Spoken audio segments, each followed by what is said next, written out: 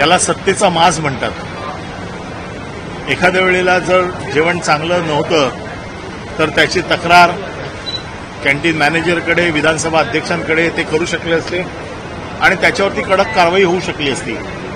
परंतु ज्या पद्धतीने बनियन आणि टॉवेलवरती येऊन मारहाण करून त्याचे व्हिडिओ व्हायरल करणं हा अतिशय ज्याला घृणास्पद प्रकार आहे असं मी समजतो. आणि अशा प्रकारची दादागिरी ही मुख्यमंत्र्यांना मान्य आहे का, हाच प्रश्न मी सकाळी मुख्यमंत्र्यांना विचारला. आणि आपलं कोणी काही वाकडं करू शकत नाही. ही जी मस्ती आहे सत्तेची ही मुख्यमंत्र्यांनी कुठेतरी उतरवली पाहिजे. पण मला आता नुकतंच असं कळलं, आपल्यापैकीच कोणीतरी सांगितलं की ते म्हणाले की मला जर असं परत जेवण दिलं तर मी उद्या परत मारीन.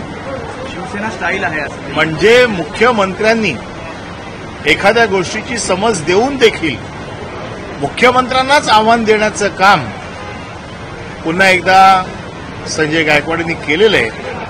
मला असं वाटतं की याच्यापेक्षा मुख्यमंत्र्यांचा अपमान दुसरा कुठला असू शकत नाही.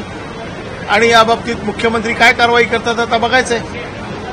कारवाई करून एक उदाहरण द्यायला पाहिजे का मुख्यमंत्र्यांनी, कारण असं जर चालू राहिलं मुख्यमंत्र्यांनी करावंच लागेल. मुख्यमंत्र्यांना शेवटी गृह खातं किंवा या राज्याचा गाडा हाकण्याचं काम हे मुख्यमंत्र्यांचं आहे.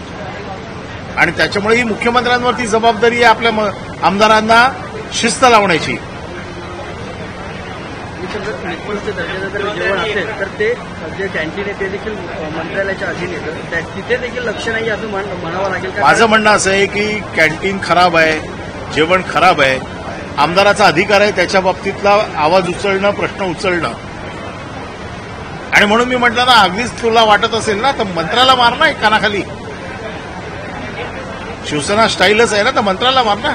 त्या गरीब कामगाराला का मारायची, त्याचा काय दोष आहे त्याच्यामध्ये. वारंवार तक्रार होत नाही तर त्याने विधानसभा अध्यक्षांना बोलवून सांगायला पाहिजे होतं.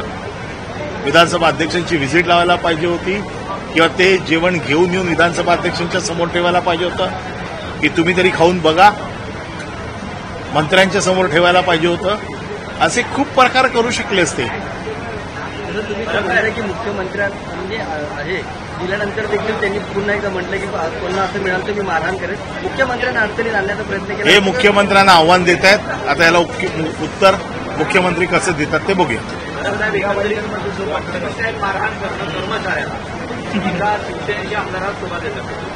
बिलकुल शोभा देत नाही. आणि कर्मचाऱ्याला का मारावं, त्याचा काय दोष आहे त्याच्यामध्ये. तक्रार होती तर ती येऊन सांगायला पाहिजे होती. आणि अगदीच राग अनावर झाला होता तर ज्या खात्याकडे ते मंत्रीपद आहे त्या मंत्र्याला मारायला पाहिजे होतं. हे असेच दादागिरी करणार हो. साहेब तुम्ही जसं म्हणताय संजय गायकवाडांचं वर्तन चुकीचं आहे, तसंच तुमच्या पक्षाच्या पण एका खासदाराने दिल्लीमध्ये अशाच प्रकारचं वर्तन केलं. त्याला मारलं नव्हतं, त्याला चपाती भरवली होती. चपाती ही खाऊन बघ असं केलं होतं. त्याला मारलं नव्हतं. त्याला ही चपाती खाण्याला आहे काय का बघ असं म्हणून त्याच्या तोंडात ती चपाती घातली होती. त्याला मारलं नव्हतं. या आमदार निवासामध्ये एकंदरीतच तक्रारी आहे, पण कुणी कॉन्ट्रिब्युशन किंवा याचा हे घेत नाही. एवढं काही उपहार करते किंवा सप्लाय करते फेरीनं येत असतात या आमदार निवासामध्ये. माझं म्हणणं असं आहे की 100 तक्रारी असतील, त्या तक्रारी दूर करण्यासाठी त्याने ते सगळं जेवण उचलून जरी आणलं असतं आणि अध्यक्षांकडे दिलं असतं तरी चाललं असतं. त्या एका आता त्यांनी सांगितलं मुकाय कामगार, त्याला मारून काय, ही कुठली दादागिरी.